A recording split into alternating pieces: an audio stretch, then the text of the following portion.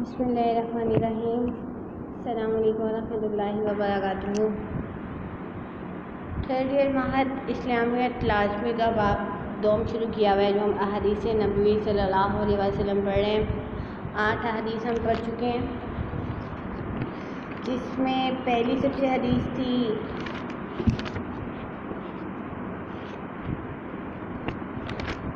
نیت کی اہمیت کے بارے میں، پھر ہم نے حدیث نمبر 2 پڑھی تعلیم قرآن مجید کی فضیلت، پھر قرآن سنت کی اہمیت، ارکان اسلام، ایمان، احسان اور قیامت کے بارے میں ہم نے پڑھا۔ پھر اس کے بعد ہم نے حدیث نمبر 6 بچوں کو نماز سکھانے کے بارے میں پڑھا۔ حدیث نمبر 7 ہم نے پڑھی تھی کل فہم دین کی اہمیت، یعنی کہ دین میں سمجھ حاصل کرنا اور علم کی فضیلت کے بارے میں۔ آج ہم حدیث پڑھ رہے ہیں حدیث نمبر 9 دعائے نبوی صلی اللہ علیہ وسلم، کہ آپ صلی اللہ علیہ وسلم، یعنی کہ اس سے پہلے ہم نے پڑھی تھی ان کی فضیلت کے بارے میں نا، تو اسی سے متعلق آگے حدیث آ گئی کہ آپ صلی اللہ علیہ وسلم جو ہے وہ علم کے لیے کیا دعا کیا کرتے تھے۔ دیکھیے حدیث ہے عن ابی ہریرہ رضی اللہ عنہ قال کان رسول اللہ صلی اللہ علیہ وسلم یقول اللہم انی اعوذ بک من الاربع من علم لا ينفع ومن قلب لا يخشع ومن نفس لا تشبع ومن دعاء لا يسمع۔ ان ابی ہریرہ، حضرت ابو ہریرہ رضی اللہ تعالیٰ سے روایت ہے، قال فرمایا، کانا تھی رسول اللہ صلی اللہ علیہ وسلم یقول فرماتے، اللہم اللہ انی بے شک میں، اعوذ بکا تیری پناہ، من سے اربعی 4، من سے علم ایسا علم لا نہیں ینفع دیتا ہو نفع، ومن قلب اور دل سے لا نہیں یخشع وہ ڈرتا، ومن اور سے نفس دل لا تشبع نہیں سیر ہو، ومن سے دعائیں دعا لا یسمع نہیں سنی جاتی۔ محاورہ ترجمہ دیکھیں، حضرت ابو ہریرہ رضی اللہ تعالیٰ سے روایت ہے کہ آپ صلی اللہ علیہ وسلم فرماتے تھے کہ اللہ میں چار باتوں سے تیری پناہ مانگتا ہوں، ایسا علم جو نفع نہ دے، ایسا دل جو اللہ سے ڈرنے والا نہ ہو، اور ایسا نفس جو کبھی سیر نہ ہو، اور ایسی دعا جو کبھی قبول نہ ہو۔ دیکھیں اس حدیث مبارکہ میں آپ صلی اللہ علیہ وسلم نے 4 باتوں سے اللہ تعالیٰ سے پناہ طلب کی ہے۔ نمبر 1 ہے غیر نافع علم، ٹھیک ہے، اللہ سے نہ ڈرنے والا نفس، ایسا نفس جو سیر نہ ہو، اور ایسی دعا جو سنی نہ جائے، جو قبول نہ کی جائے۔ غیر نافع علم سے مراد کیا ہے بھلا؟ کہ آپ صلی اللہ علیہ وسلم نے ایسے علم سے اللہ کی پناہ طلب کی ہے جو علم فائدہ مند نہ ہو، اور جو علم فائدہ مند نہیں ہوتا اس کا خود انسان اور انسانیت کو کوئی فائدہ نہیں ہوتا۔ یہ دراصل بیکار علم ہے جو انسانوں کے لیے مفید ہونے کے بجائے نقصان دہ ہوتا ہے۔ دوسرا غیر نافع علم ہے، جس سے مراد منفی علم ہے جو انسان کو تباہ و گمراہ کرتا ہے۔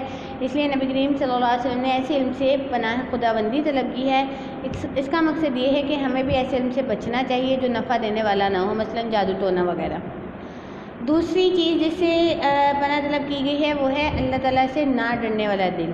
اس سے مراد دل کا سخت ہونا بھی ہے۔ دراصل نرم دل بہت حساس ہوتا ہے، اس میں اللہ سے ڈرنے کی صلاحیت ہوتی ہے۔ اس کے برعکس سخت دل بے حس ہوتا ہے، جس کے نتیجے میں کسی پر رحم نہیں کرتا اور نہ نیکی کی طرف آمادہ ہوتا ہے، بلکہ وہ برائی کے راستے پر تیزی سے چلتا ہے، جس کے نتیجے میں دوزخ کا مستحق ٹھہرتا ہے۔ دنیا کے ظالم لوگ ہمیشہ سے سنگ دل ہوتے ہیں، جس سے انسانیت تباہ ہو جاتی ہے۔ مثلا یہودیوں کے بارے میں اللہ تعالیٰ نے فرمایا، ثم قست قلوبکم من بعد ذلک فہی کالحجارۃ او اشد قسوہ۔ ترجمہ، پھر اس کے بعد تمہارے دل بھی پتھروں کی طرح بلکہ اس سے بھی زیادہ سخت ہو کے اس انسانیت کو تباہ کرنے والے چنگیز خان، ہلاکو، امیر تیمور اور ہٹلر اور باقی دوسرے تمام عامل سب نرم دل سے مرحوم تھے۔ اس کے برعکس نیک لوگ نرم دل ہوتے ہیں، انسانیت کو پریشان دیکھ کر خود پریشان ہو جاتے ہیں اور ان کی مشکلات دور کرتے ہیں۔ اس دل کی سختی ظلم کی طرف لے جاتی ہے اور نرمی فلاح انسانیت کا باعث ہے۔ تو ایسے نفس سے اللہ تعالیٰ نے ایسے نفس سے آپ صلی اللہ علیہ وسلم نے پناہ مانگی ہے جو اللہ تعالیٰ سے ڈرنے والا نہ ہو۔ تیسری چیز جس سے آپ صلی اللہ علیہ وسلم نے پناہ مانگی وہ ایسا نفس ہے جو بڑھتا نہ ہو، بلکہ اس میں دنیاوی مال و دولت کی خواہش حرص و ہوس میں تبدیل ہو جائے۔ اس لیے نبی کریم صلی اللہ علیہ وسلم نے فرمایا، اللہ کی قسم مجھے یہ ڈر نہیں کہ تم مفلس ہو جاؤ گے، لیکن یہ ڈر ہے کہ تم پر دنیا کے دروازے کھول دیے جائیں گے جیسا کہ تم سے پہلے لوگوں پر کھولے گئے تھے، پھر اس کے حصول میں تم بھی ویسے ہی مسابقت کرو گے، یعنی کہ آگے بڑھو گے ایک دوسرے سے جیسا کہ ان لوگوں نے کی تھی، اور یہ دنیا تمہیں بھی ایسے ہی ہلاک کر دے گی جیسا کہ ان کو کیا۔ ایسا دن انسان کو پھر نیکی کی طرف نہیں آنے دیتا بلکہ لالچ میں حد سے زیادہ بڑھ جاتا ہے۔ ایک شخص نے آپ صلی اللہ علیہ وسلم سے مال میں برکت کی دعا کی درخواست کی۔ آپ نے اس کے لیے دعا کی اور آپ صلی اللہ علیہ وسلم کی دعا قبول ہوئی اور وہ بہت سے بھیڑ بکریوں کا مالک بن گیا۔ جب نبی کریم صلی اللہ علیہ وسلم نے اس کی طرف زکوٰۃ لینے کے لیے قاصد بھیجا تو اس نے انکار کر دیا۔ گویا لالچی آدمی کا دل کبھی دنیا کے مال کی طمع سے نہیں بھرتا، ہمیشہ اس کے دل میں یہی آتا ہے کہ مجھے اور مل جائے اور مل جائے۔ یہی اس کو نیکیوں کی طرف نہیں آنے دیتی۔ اسے نبی کریم صلی اللہ علیہ وسلم نے فرمایا کہ آدم کے بیٹے کو اگر ایک وادی سونے کی مل جائے تو وہ دوسرے کی تمنا کرے گا، دو مل جائے تو تیسرے کی تمنا کرے گا، قبر کی مٹی ہی اس کا منہ بھر سکتی ہے۔ اللہ تعالیٰ نے ارشاد فرمایا الہاکم التکاثر حتی زرتم المقابر، تمہیں کثرت دنیا کی طلب نے ہلاک کیا حتیٰ کہ تم قبروں تک پہنچ گئے۔ چوتھی چیز جس سے آپ صلی اللہ علیہ وسلم نے پناہ مانگی، ایسی دعا جو سنی نہ جائے۔ انسان کی دعا اللہ تعالیٰ کے ہاں بالعموم مقبول ہوتی ہے اور اللہ تعالیٰ بلا وجہ کسی کی دعا رد نہیں کرتے، لیکن جب انسان برائیوں کی دلدل میں پھنس جاتا ہے تو پھر اس کی دعا اللہ کے ہاں درجہ قبولیت نہیں پاتی۔ اس لیے نبی کریم صلی اللہ علیہ وسلم نے ایسی دعا سے اللہ کی پناہ مانگی جو اللہ کے ہاں سنی نہ جائے۔ چنانچہ نبی کریم صلی اللہ علیہ وسلم نے فرمایا لوگوں نیکی کا حکم دیتے رہو اور برائی سے روکتے رہو ورنہ ایسا نہ ہو کہ تمہاری دعا سنی نہ جائے۔ یہ چار چیزیں ایسی ہیں جس سے آپ صلی اللہ علیہ وسلم نے اللہ تعالیٰ کی پناہ طلب کی ہے اور امت کو تعلیم کی ہے۔ آگے حدیث نمبر 10 ہے، سوالات قیامت کے بارے میں ہیں۔ عن ابن مسعود عن النبی صلی اللہ علیہ وسلم قال لا تزول قدم ابن آدم یوم القیامت من عند ربهم حتى يسألوا عن خمس عن امورہ فیما افناہ وعن شبابہ فیما ابلاہ وعن مالہ من أين اكتسبه وفيما أنفقه وماذا عمل فيما علم۔ حضرت ابن مسعود عبداللہ بن مسعود سے روایت ہے کہ نبی کریم صلی اللہ علیہ وسلم نے فرمایا قیامت کے دن انسان کے قدم آگے نہیں چل سکیں گے جب تک کہ اس سے 5 چیزوں کے بارے میں سوال نہ کر لیا جائے۔ وہ کون سی یہ 5 چیزیں؟ نمبر 1 اس کے عمر کے بارے میں کہ اس نے اسے کن کاموں میں صرف کیا۔ نمبر 2 اس کی جوانی کے بارے میں کہ اسے کن کاموں میں پرانا کیا۔ نمبر 3 اس کے مال کے بارے میں اس نے اسے کہاں سے کمایا اور کہاں خرچ کیا۔ اور نمبر 5 جن باتوں کا اسے علم تھا ان پر کہاں تک عمل کیا۔ یہ 5 باتیں ایسی ہیں جس کے بارے میں اللہ تعالیٰ قیامت والے دن ہر انسان سے سوال کریں گے۔ یہ حدیث جو ہے نا جامعہ ترمذی کی باب قیامت کی سے لی گئی ہے۔ اس حدیث مبارکہ میں یہ بتایا جا رہا ہے کہ انسان کی زندگی بنیادی طور پر بچوں کا کھیل نہیں بلکہ ایک سنجیدہ عمل ہے جس میں کیے گئے تمام افعال نیک و بد کا محاسبہ کیا جائے گا۔ اس لیے اس امتحان کی تیاری سے جو ہے غفلت برتنا قابل افسوس ہی نہیں بلکہ ایک سنگین جرم ہے جس کی سزا بالآخر اسے ایک دن بھگتنی ہوگی۔ چنانچہ اس امتحان کے لیے دیے گئے وقفے کو ضائع کرنا مناسب نہیں۔ اسی طرح ایک اور حدیث میں آپ صلی اللہ علیہ وسلم نے ارشاد فرمایا الدنیا مزرعۃ الآخرہ، دنیا آخرت کی کھیتی ہے۔ اس حدیث میں انسان سے متعلقہ 5 اہم سوالات کی تیاری کے بارے میں بتایا گیا ہے۔ پہلا سوال ہے زندگی کا حقیقی مصرف۔ اس حدیث میں زندگی کے بارے میں بتایا گیا ہے کہ سوال کیا جائے گا کہ زندگی کا کیا مصرف رہا، کہ یعنی کہ اس نے کہاں زندگی گزاری۔ اللہ تعالیٰ نے انسان کی زندگی کا مقصد بیان کرتے ہوئے ارشاد فرمایا وما خلقت الجن والانس الا لیعبدون، اور میں نے جنوں اور انسانوں کو صرف اپنی عبادت کے لیے پیدا کیا۔ اللہ کی عبادت یہ ہے کہ زندگی کا ہر عمل اس کی ہدایت کے مطابق کیا جائے، اس کی اطاعت سے ہٹ کر زندگی بسر کرنا بے وقوفی ہے۔ مجموعی طور پر انسان اسی معاملے میں خسارے کا سودا کرتے ہیں۔ اس لیے اللہ تعالیٰ نے زندگی کے صحیح طرز عمل کے بارے میں ارشاد فرمایا والعصر ان الانسان لفی خسر الا الذین آمنوا وعملوا الصالحات وتواصوا بالحق وتواصوا بالصبر۔ زمانے کی قسم انسان خسارے میں ہے مگر وہ لوگ جو ایمان لائے اور نیک عمل کرتے رہے اور وصیت حق کرتے رہے اور صبر کی تلقین کرتے رہے۔ اس طرح اس صورت میں اللہ تعالیٰ نے کامیاب زندگی گزارنے کی 4 باتیں لازمی کی ہیں۔ نمبر 1 ہے ایمان، نمبر 2 ہے عمل صالح، نمبر 3 ہے حق کی نصیحت، نمبر 4 ہے صبر کی تلقین۔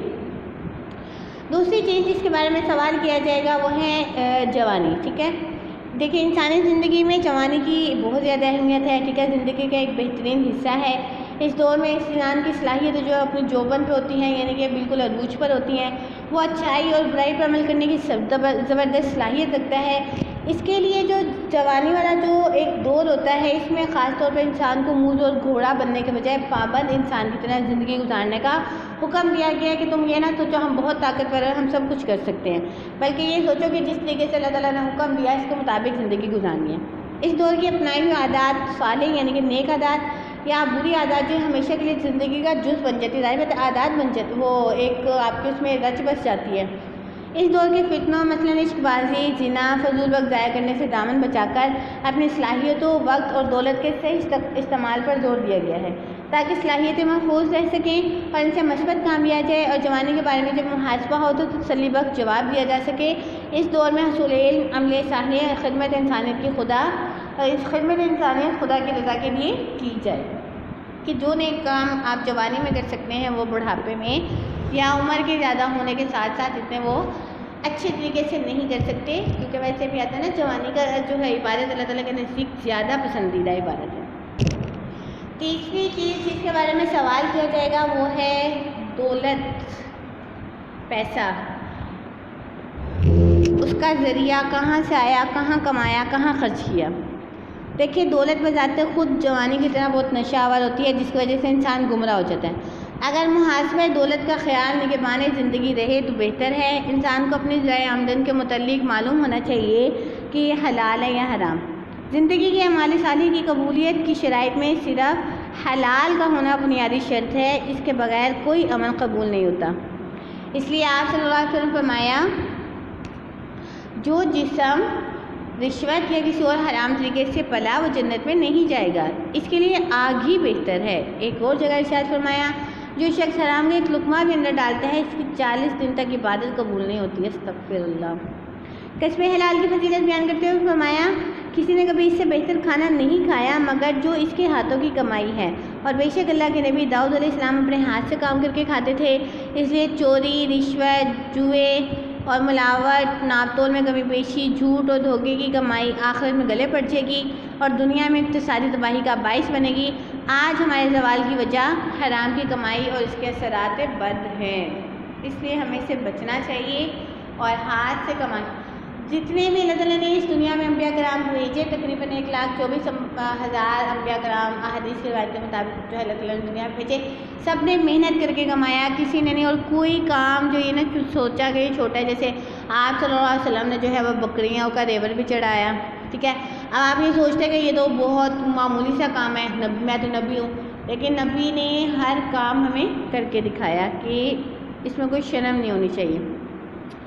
اچھا جی، چوتھی چیز جس سے پناہ مانگی گئی ہے، جس کے بارے میں قیامت والے دن سوال کیا جائے گا، وہ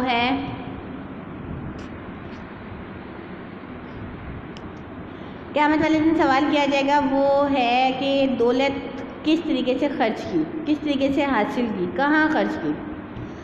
حصول دولت کے ساتھ ساتھ صرف دولت پر بھی اللہ تعالیٰ کے یہاں حساب ہوگا۔ انسان کے پاس صرف دولت کے جائز اور ناجائز کئی طریقے ہیں، ان میں سے ایک طریقہ فضول خرچی ہے۔ اللہ تعالیٰ نے بخل کی طرح فضول خرچی کی بھی مذمت کی ہے، فرمایا ان المبذرین کانوا اخوان الشیاطین، بے شک فضول خرچ شیاطین کے بھائی ہیں۔ اسلام نے کنجوسی اور فضول خرچی دونوں کی مذمت کی ہے کیونکہ یہ صرف دولت کے دونوں طریقے غلط ہے، اور کفایت شعری کی تحسین یعنی کہ حوصلہ افزائی کی ہے۔ اس کے علاوہ دولت اپنی ذات اور خاندان کے علاوہ غریبوں، مسکینوں اور معاشرے کے کمزور افراد پر بھی خرچ کرنی چاہیے۔ اس کے ساتھ ساتھ دولت کے غلط مصارف مثلاً شراب، زنا وغیرہ پر خرچ کرنے سے بچنا چاہیے۔ مزید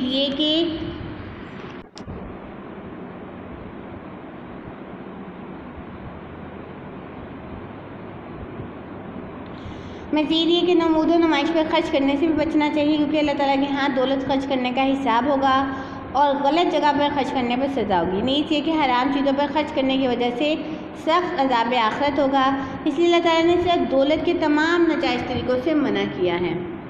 پانچویں چیز جس کے بارے میں سوال کیا جائے گا وہ علم کے مطابق عمل کرنے کے بارے میں، کہ اسلام نے ایسے علم کو بیکار قرار دیا ہے جس کے ساتھ عمل نہ ہو۔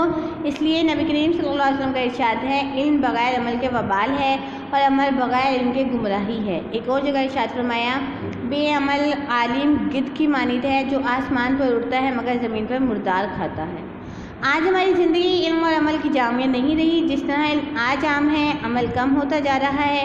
یہی وجہ ہے کہ بڑی بڑی باتیں کرنے والا عمل کی دنیا میں بونا نظر آتا ہے۔ ایسی بے عملی کے باعث مسلمان زوال کا شکار ہو گئے، کیونکہ محض معلومات جمع کر لینا کافی نہیں جب تک ان پر عمل نہ کیا جائے۔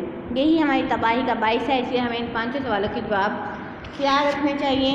اللہ تعالیٰ جو ہے ہمیں ان پہ عمل کرنے کی توفیق دے اور ہمیں آخرت کی تیاری کرنے والا بنائے۔ دعاؤں میں یاد رکھیے گا۔ السلام علیکم ورحمۃ اللہ وبرکاتہ۔